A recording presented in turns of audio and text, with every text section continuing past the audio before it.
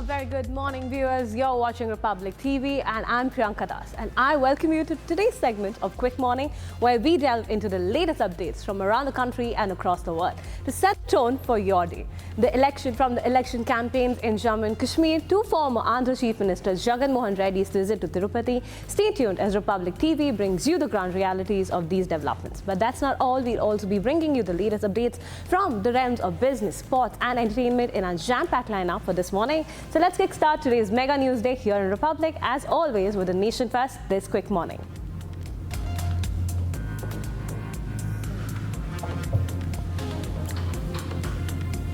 The poll campaign and political slugfest intensify as the Union Territory of Jammu and Kashmir is headed towards the third and final phase of the Assembly elections. BJP Chief JP Nadda and Uttar Pradesh Chief Minister Yogi Adityanath will address two separate mega rallies in Jammu's Kathua. UP's Chief Minister Yogi Adityanath is also set to gather in Udhampur and Ramnagar districts. Speaking of the Congress National Conference Alliance, NC Vice President and former Jammu and Kashmir Chief Minister Omar Abdullah will conduct three major rallies in Udhampur, Vijaypur and Jammu, while Congress leader Rahul Gandhi will hold public rallies in Ramgarh, Samba and Chamba in Jammu. Jammu and Kashmir's voters continue to turn up in unprecedented numbers to exercise their franchise in the region's first assembly elections in a decade, enabling a high turnout in the second phase of polls on Wednesday in an otherwise marked by terrorism and violent boycotts. According to the Election Commission data, the 26 seats in the second phase, 15 in Kashmir and 11 in Jammu, recorded an overall turnout of 57%.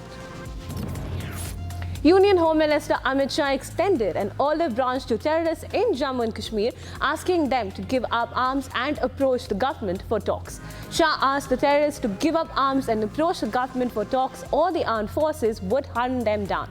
Launching a scathing attack on the opposition party, Shah accused Congress and the National Conference of shielding terrorists in the Union Territory for the last 3 decades.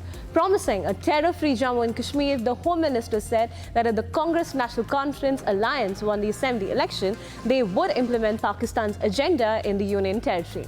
Speaking at a rally in Jasrotia, Shah said that 10,000 people have surrendered in the northeast, clearing the centre's position on dialogues with Pakistan. Shah asserted India will not talk to Pakistan and Prime Minister Narendra Modi has closed the trade that will not be resumed.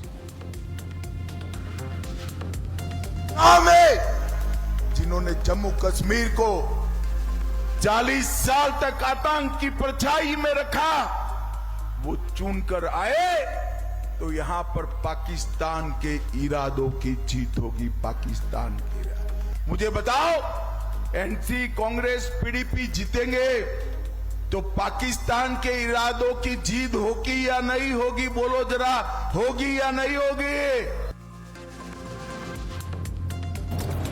The Supreme Court on Thursday dismissed the Gujarat government's plea, seeking a review of the order setting aside the remission granted to the 11 convicts in the Bilkis Bano gang rape case of 2022. The apex court's January 8 order has made harsh observations against the state for being complicit and acting in tandem with the accused. Statements that the Gujarat government wanted reviewed and expunged. Along with the state's plea, the court dismissed the review petition of one of the convicts, Ramesh Rupabhai Chandana, challenging the verdict that set aside Gujarat government's remission order passed in August 2022 and directed the 11 convicts to surrender. The court held that the Maharashtra government was competent authority to decide on remission, as the trial in the Bilkis Bano case shifted to Maharashtra on a direction passed by the top court in 2004.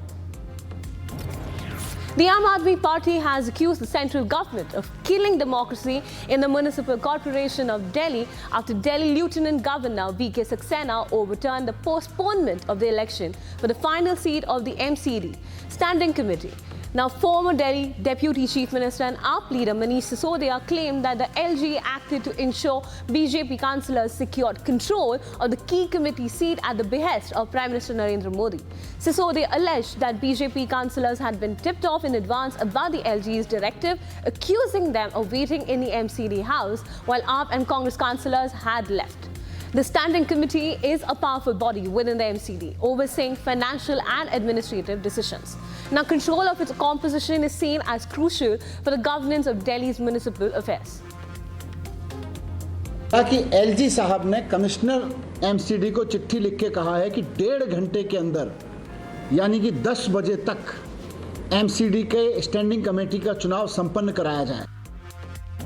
As the row continues to escalate over the alleged adulteration in Tirupati Prasadam, YSR Congress chief and former Andhra Pradesh Chief Minister Y.S. Jagan Mohan Reddy will today visit Tirumala to offer prayers at the Lord Venkateshwara temple.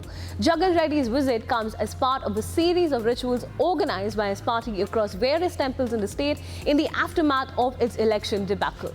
The rituals aim to atone for what the YSRC claims is a sin committed by Chief Minister Chandrababu Naidu by way of alleging that adulterated ghee was used for making the Tirumala laddus during the YSRCP term. Meanwhile, Andhra Pradesh's ruling parties, including the Telugu Desam Party, Jana Sena and BJP, have demanded that the Jagan Reddy should publicly declare his faith before entering the holy shrine.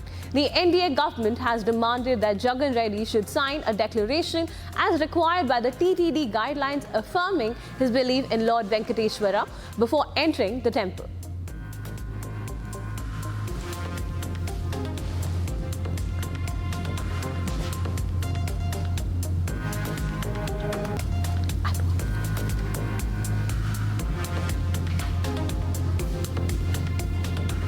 We're tracking the top business stories for the day. We bring you the latest updates on India's economic landscape. From SEBI mulling over exempting NCS deals to significant developments in international trade relations and foreign portfolio investments. Stay tuned as we delve into the key highlights shaping the business world today. Boeing is facing significant safety concerns and labor unrest. The company has been facing intense scrutiny since early this year following alarming incidents involving its aircraft. One of the notable incidents involved the mid-flight door failure on an Alaska Airlines Boeing 737 MAX 9 while landing safely. The incident led to the grounding of the fleet and widespread flight cancellations. This incident has reignited fears over Boeing's quality control, especially after the previous fatal crashes of the 737 MAX 8. Meanwhile, a strike involving 33,000 union workers has exacerbated Boeing's challenges, forcing the company to implement furloughs for non-union staff. This also highlights its struggles with order deficiencies and supply chain issues amid the increasing competition from Airbus. The FAA has asked Boeing to address safety concerns within 90 days. Markets regulator SEBI has proposed to exempt transactions involving non-convertible securities from trading window restrictions. This includes the non-convertible debentures and preference shares. This initiative aims to simplify these transactions and facilitate participation in the market. Currently, the prohibition of insider trading norms limit trading when individuals have access to unpublished price-sensitive information, while certain transactions like the rights issues are already exempt due to their regulated nature. SEBI's consultation paper suggests extending this exemption to pre-planned NCS transactions that are similarly regulated and disclosed. The regulator has invited public comments on the proposal until October 17. The union government has announced a hike in minimum wage rates for workers, raising them to Rs 1,035 a day. This is done through an adjustment of the variable dearness allowance and will help workers manage the rising cost of living. The revised rates will be effective from next month. It sets minimum wages at Rs 783 per day for unskilled workers, Rs 868 for semi-skilled, Rs 954 for skilled, and Rs 1,035 for highly skilled workers. This increase is aimed at primarily supporting those in the unorganized sector, including construction, cleaning, and agriculture. Amazon India has entered into a 2-year agreement with the Labour and Employment Ministry to feature job openings at Amazon and its staffing agencies on the National Career Service portal. This partnership will mark Amazon as the first e-commerce company to collaborate with the ministry for the NCS. The partnership aims to connect job seekers with career opportunities that align with their skills. The initiative also includes organizing job fairs at the model career centers and will allow direct interaction between job seekers and Amazon's recruitment teams. The MOU emphasizes inclusivity, promoting employment for women and candidates with disabilities, and reflects Amazon's commitment to enhancing job visibility while contributing to India's economic growth. Additionally, Amazon has announced over 110,000 seasonal job opportunities for the upcoming festive season. Famous YouTuber Ranveer Alabadia, who is popularly known as Bare Biceps, was the victim of a cyber attack on Wednesday. Hackers seized control of his channels, renamed them, and deleted much of his content. The hackers renamed his channels after Elon Musk, Donald Trump, and Tesla. They replaced his motivational content with live streams of Musk and Trump. YouTube has since removed the channels. Alabadia has not addressed the hack, but the incident has shed light on the growing vulnerability of content creators to cyber threats. It has raised concerns about digital security in India. Alabadia was managing 7 channels and had around 12 million subscribers.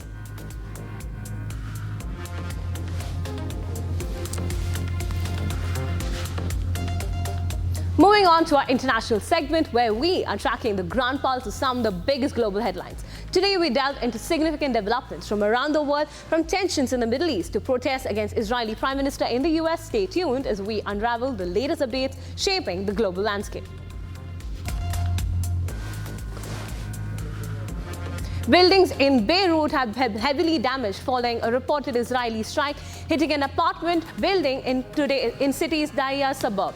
The strike came after Israel's military chief said Wednesday that the country was preparing for a possible ground operation in Lebanon as Hezbollah launched dozens of rockets into Israel. Notably, the United States, France, and other allies have jointly called for an immediate 21-day ceasefire to allow for negotiations, and fearing that 11 months of cross-border exchange of fire could grow into an all-out war in the Middle East. According to the United Nations, over 90,000 people have been displaced by 5 days of Israeli strikes on Lebanon, bringing the total to 2 lakh people who have been displaced in Lebanon since Hezbollah began firing rockets into northern Israel in support of Iran-backed Palestinian terror outfit Hamas. Thousands of protesters gathered in New York ahead of Israeli Prime Minister Benjamin Netanyahu's United Nations General Assembly speech. Netanyahu is set to address the General Assembly today. At the United Nations, Netanyahu will seek to persuade a world growing increasingly frustrated by Israel's war in Gaza that its aims are righteous. More protests are expected during his visit. The war was set off by Hamas's October 7th attack, which killed 1,200 people, mostly civilians, and saw 250 people dragged as hostages into Gaza. Now, many Israelis blame Netanyahu and his policies for allowing Hamas to develop the military capacity for being able to burst through Israel's vaunted defenses and stage the attack. According to health officials in Gaza, the Israel-Hamas war has killed more than 41,000 Palestinians and displaced most of the Palestinian territory's 2.3 million population, setting off a humanitarian crisis that has caused widespread hunger and lack of access to basic essentials. Large crowds gathered in Brussels to welcome the arrival of Pope Francis to Belgium. Pope Francis is urging Europe to be a beacon of peace amid war and a welcome home for migrants during his latest European trip. On Thursday, Pope Francis visited Luxembourg before Belgium, where he is to stay through the weekend. The issues of immigration and peace talks, along with the war raging on the European soil, are expected to be on the agenda. Pope Francis is also expected to meet with survivors of clergy sexual abuse. Yeah, I think that this is a fantastic experience. I'm living in the area, so I think that for me it was very natural just to come here and just to be present in this very special occasion. Last time that the Pope came in Belgium, it was 30, 40 years ago. I was still a young boy. So I think that, this is really a charismatic person. I think that he has a message of peace, and I think that these days the world really needs these kinds of messages. So this is very positive, and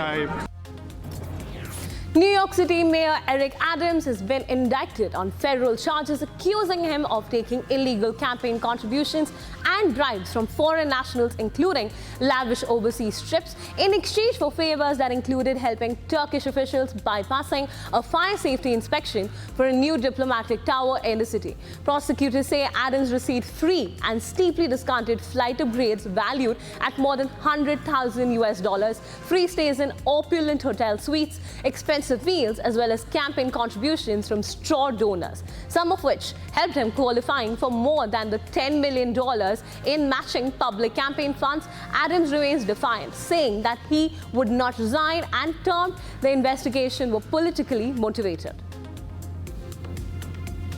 Forward to defending myself and defending the people of this city, as I've done throughout my entire profession. Iraqi Prime Minister Mohammed Shia al-Sudani said the world is witnessing precedents in which all international charters and norms are being violated. Al-Sudani further said that the United Nations Security Council has failed to maintain international peace and security. Reacting on the ongoing tensions between Israel and Lebanon, al-Sudani said the Israeli operations in Lebanon are a brutal campaign of indiscriminate killing. In the Iraq, hopes that the United Nations will achieve the objectives for which it was founded in maintaining peace and security. Fast-moving Hurricane Helene advances across the Gulf of Mexico towards Florida. Western Cuba endured the slow passage of Hurricane Helene from until Thursday. The authorities evacuated the families in boats as water covered the streets and invaded homes. The electricity services have been severely affected as the storm has moved away. In Artemisa province, around 160,000 people have been facing power cuts since Wednesday.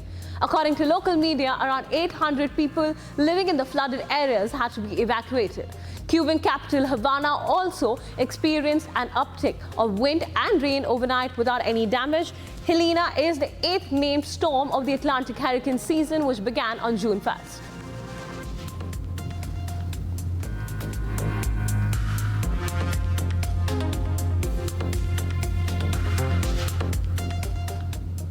Coming up next, we have stories from the action-packed world of sports and entertainment. So sit back and we'll be right with you on the other side. So keep watching Republic TV.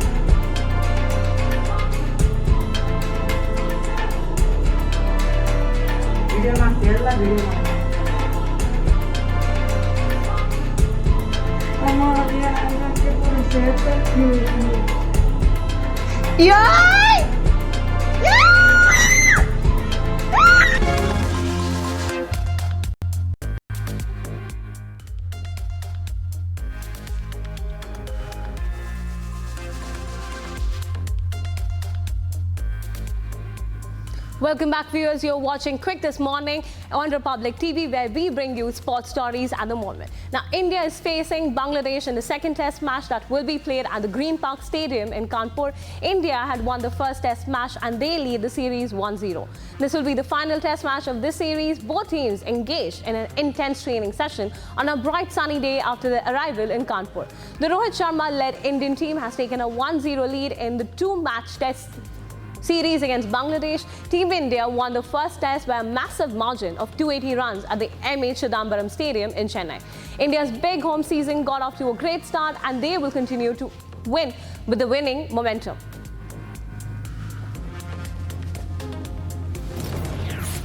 India's assistant coach Abhishek Nair has backed KL Rahul to come good in his test career.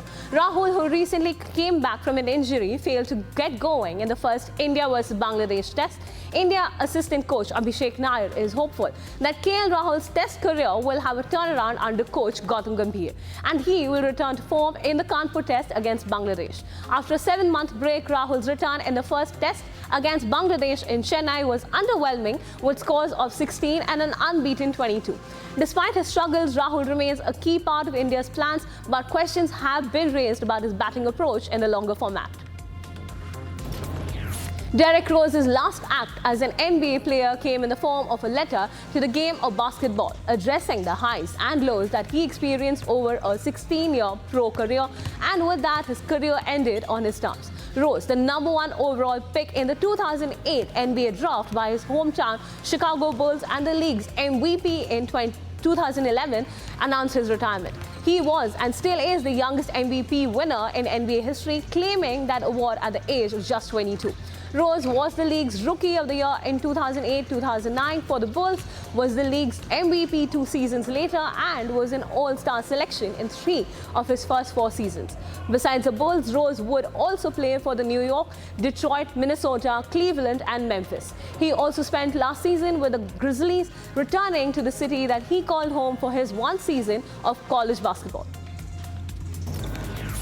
Daniel Ricciardo, one of the most popular and likable drivers on the Formula One grid, was released by Red Bull Racing on Thursday and will be replaced immediately by Liam Lawson. The 35-year-old Ricciardo knew at the Singapore Grand Prix it was likely his final F1 race, essentially confirmed when his RB team called him into the pits ahead of the final lap to give the Australian the opportunity to set the fastest lap of the race. Ricciardo hit the mark. It took a bonus point away from the title challenger Lando Norris and indirectly helped out Max Verstappen in his quest for a 4th consecutive Drivers' Championship, then sat inside his car for an unusually long time after the race, savouring his final moments. Sri Lanka's Dinesh Chandimal struck 116 and forged sizable partnerships with Dimut Karunaratne and Angelo Matthews to drive the host to a commanding 306 for 3 against New Zealand on the opening day of the second test on Thursday. Matthews was batting on 78 at stumps with an in-form Kamindu Mendes on 51 for the host, who won the opening test by 63 runs to go 1-0 up in the 2-test series. Kamindu became the first batter to score a half-century in each of his first 8 test matches. New Zealand captain Tim Southee made an early inroad when he had Nissanka caught behind for 1, but the visitors could not sustain the pressure. Chandimal, however, made sure Sri Lanka did not suffer. He took a single off Mitchell Santner to bring up his maiden test 100 against New Zealand. Graham Phillip eventually dismissed Chandimal when he lured the batter out of the crease and beat his bat to hit the off stump. Matthews got a couple of reprieves too when he was caught behind to an Oroki delivery, which turned out to be a no ball and spilled into the slip by Tom Leighton.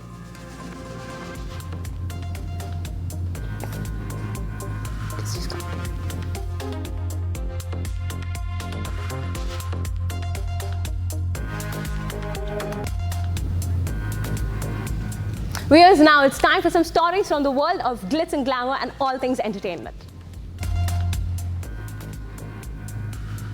Long-time anchor on NBC show Today, Hoda Kotb will leave the show early next year. She said that it's time for a change, adding that she wants to devote time to her family now. She has co-anchored Today with Savannah Guthrie since 2018 and first joined NBC News in 1998. In a farewell speech, she expressed gratitude for her colleagues and called Guthrie her rock. She also reflected on close relationships with her other co-stars, before adding that she intends to remain with NBC in some capacity. Kylie Jenner made a striking entrance at the Sharp Release show by captivating onlookers with her bold fashion choice that perfectly embodied the brand's avant-garde aesthetic. Jenner was dressed in a stunning ensemble that combined elements of high couture with a playful twist. Over the years, she has established herself as a prominent figure in the fashion world. Supermodel Naomi Campbell has been banned from serving as a charity trustee in England and Wales for 5 years following a charity commission investigation into her charity Fashion for Relief. Investigation revealed governance and financial management issues. The inquiry also revealed that only 8.5% of the expenditures were allocated to the charitable grants from 2016 to 2022, and that the funds were misused for Campbell's luxury hotel stays and personal expenses. Campbell said that she's shocked by these findings and is conducting her own investigation into the matter. She added that she was not in control of the charity's operations. Found out today about the findings, and I'm extremely concerned, and we are investigating on our side. As I was not in control of my charity, I put the control in the hands of a legal lawyer, and so we are investigating to find out what and how, as everything I do and every penny I ever raise goes towards charities. Ryan Murphy and the cast of Grotesquerie celebrated the show's premiere on a purple carpet in New York. The show features Niecy Nash Betts as a detective tackling heinous crimes in a small town while facing personal challenges. Nash Betts praised Murphy's ability to blend horror with social commentary while emphasizing the show's relevance. Courtney B. Vance hinted that the series will address pressing social issues, with the finale airing just before the presidential election on October 30th. Los Lonely Boys have made a comeback with their new album Resurrection, marking their return after a decade-long hiatus. In a recent interview, Ringo reflected on the passage of time since their last release, acknowledging how quickly the years fly by. The album features 10 tracks produced by the Grammy-winning trio brothers Henry Jojo and Ringo Jr. Jojo shared insights on the mixed reactions artists face regarding new versus old music.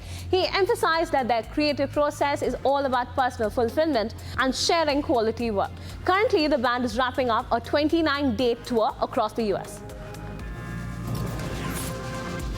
The upcoming production Hamlet Hail to the Thief merges Radiohead's music with Shakespeare's classic tragedy. It features reworked versions of the band's Grammy-nominated album Hail to the Thief, led by frontman Thom Yorke, directed by Olivier Award winners Stephen Hoggett and Christine Jones. The show presents a fast-paced reinterpretation of Hamlet.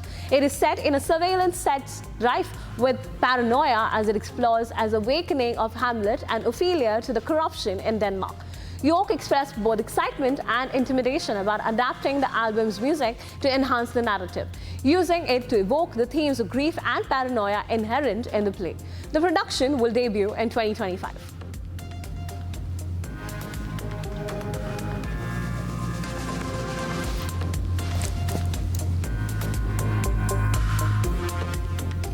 And that's a wrap for today's segment of Quick Morning. Don't go anywhere, viewers, as we will be right back tracking the top headlines and biggest stories from across the globe, only on Republic TV. Stay tuned.